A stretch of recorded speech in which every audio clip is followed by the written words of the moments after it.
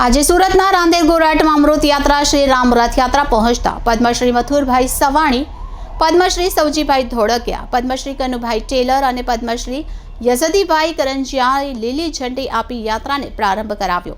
સંતો અને સામાજિક આગેવાનો હાજર રહ્યા। આજે શહેરના આંગણે અમૃત યાત્રા શ્રી રામ યાત્રાનું ભવ્ય સ્વાગત કરાયું હતું।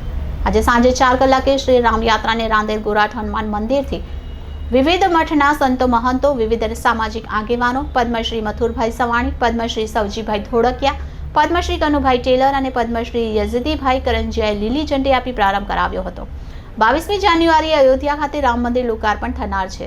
તેના ભાગરૂપે સમગ્ર ભારતમાં 75 જગ્યાએથી અમૃત યાત્રા અને શ્રી રામ રથયાત્રાનું આયોજન કરાયું હતું, જેમાં રાંદેર રોડ ગોરાટ હનુમાનજી મંદિર ખાતે આવેલી રથયાત્રાનું સ્વાગત કરવામાં આવ્યું હતું, જેમાં સુરત શહેરના વિવિધ મઠ, મંદિર, આશ્રમના સંતો મહંતો અને રાજકીય આગેવાનો અને સમાજ, વિવિધ સંગઠન અને સંસ્થાના તેમજ સનાતન હિન્દુ સમાજના મોટી સંખ્યામાં લોકો હાજર રહ્યા હતા।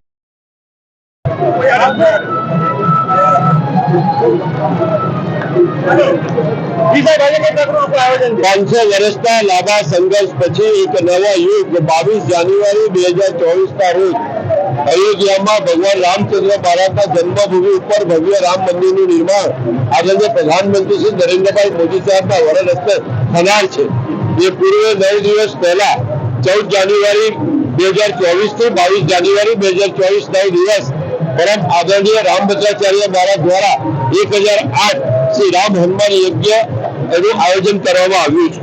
આની અંદર સુરત પણ મોટા પ્રમાણમાં સહભાગી થનાર છે અને આ હનુમાન મહાયજ્ઞ અને રામ જન્મભૂમિ લોકાર્પણ કાર્યક્રમના પ્રચાર અને પ્રસાર હેતુ ભારત વર્ષમાં 75 સ્થાનો ઉપર આ પ્રકારની યાત્રાનું નિર્માણ છે। આજે 13 તારીખે 2 ડિસેમ્બરે આ યાત્રા સુરત મહાનગરમાં આવી છે।